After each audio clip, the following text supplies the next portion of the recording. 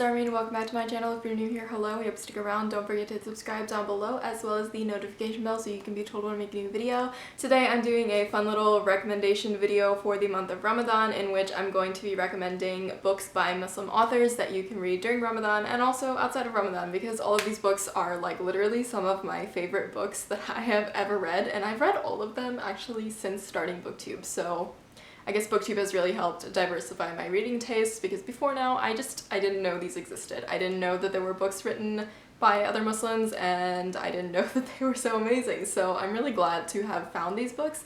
And again, these are just some of the ones that I've read. I'm also going to be linking a really awesome post down below by a blogger who has listed like over 20 books by Muslim authors, I think coming out this year. But for this video, I'm just going to be recommending like 5 or 6 authors. So first of all, I have a poetry collection titled If They Come For Us by Fatima Ashkar. I've mentioned this in previous videos. I picked this up on a whim from a secondhand bookstore, and at first I was kind of like, because I don't usually buy poetry books, but I really did not regret it because it was absolutely amazing. It dealt with some really heavy topics. It wasn't just like, you know, your typical 3-word Tumblr poetry or whatever it is that people read nowadays, but it was a really cool book. It dealt with a lot of historical things, a lot of cultural things, a lot of like race, religion, identity, all kinds of stuff, and it was a really good read. I highly recommend this book. Hi, come here. Hi, say hello to the camera. Okay, I'll put you down. I'll put you down. Next up is The Descent of the Drowned by Laldin. I actually just read this earlier this month. It was sent to me by a publisher, and it was so good. I gave this 4 out of 5 stars. It had a lot of really amazing world building. The plot was like 10 out of 10. I really enjoyed it. My only critique about this book was that it was a little bit info dumpy at the start, but once the plot picks up, it was like amazing. Like, I did not want to put it down. The characters are really cool. This also deals with a lot of heavy topics. It doesn't exactly, even though it is a fictional world, it doesn't shy away from dealing with real world topics. It deals with things like child slavery, prostitution, like genocide. So definitely read the trigger warnings before you go into this book. There's a lot of really in-depth discussion of some really heavy stuff, but it overall, like, it was okay, cat. Overall, it was a really, really amazing book. Highly recommend. And also, this was her debut novel, and it was like the writing was immaculate. So definitely look out for this author if she's writing anything in the future. I would highly recommend it. I'm definitely gonna pick up another one of her books once she puts one out. Next up on this list is the Henna Wars, which is another book that I read earlier this month. It was like everybody's favorite book when it came out on BookTube, but I just hadn't gotten the chance to read it until recently. I read it on audiobook, and it was such a fun time. I really enjoyed reading this book. I highly recommend it if you haven't checked it out already. I believe the author also has a new book coming out this year, and then one for like the next year and the next year. So she's got them coming. Like, I'm so excited to read her other books. But basically, the Henna Wars is another book that's like light and fluffy, but it also deals with heavier themes. It deals with the intersection and kind of the conflict between racial and religious, cultural, and LGBT identity, and how that all intersects, and how even if, you know, it's pitched as this oh, these enemies to lovers, like romance type thing, there's a lot more that goes into it that I hadn't been expecting. I was just kind of expecting this light fluffy read, and there was a lot more in there. Like, there were periods of this book where I was genuinely angry, like on behalf of the character, because of, you know, the realities that she faces in terms of racism and sexism and, you know, Islamophobia and just all kinds of stuff that goes on. So I think it's a very important read. It's not just like your typical high school fluffy romance. There's other stuff that goes into it.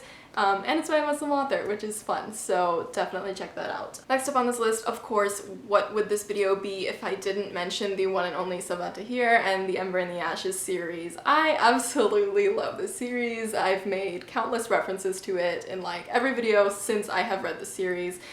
It is probably one of my favorite series at this point. If you haven't read it yet, you are missing out, and I cannot emphasize that enough. Like, you're literally missing out. There's nothing else to it.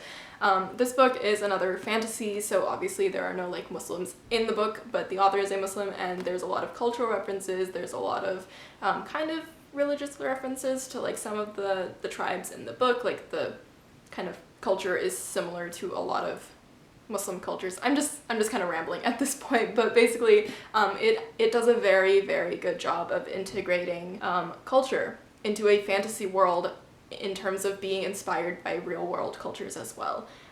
So I think if you're looking for a book that reflects that, this is the one to go for. If you're looking for any fantasy book that will be good, this is the one to read. Next up is Tahara Mafi. She has another book coming out this year, I believe, An Emotion of Very Great Delight. This one is her first contemporary novel, A Very Large Expanse of Sea. This book made me cry. It made me cry a lot.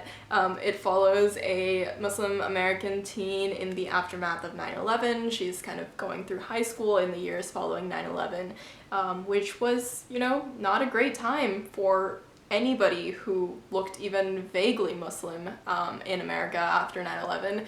So definitely don't expect like a light fluffy read. There is romance in the book, there is like typical high school stuff in the book, but it is a contemporary, it's not a YA romance. So if you're looking for a more realistic Muslim read, I would say go for this one.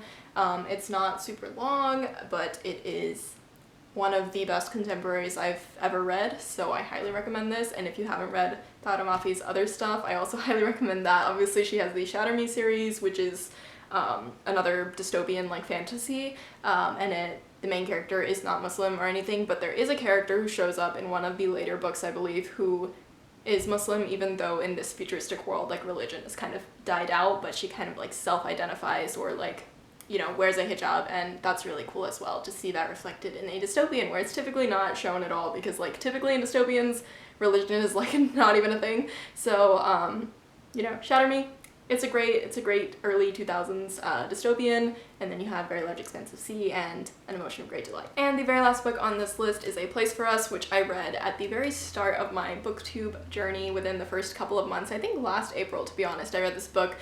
This is by Fatima Mirza, and it follows it's kind of an intergenerational tale following this Indian Muslim family living in America.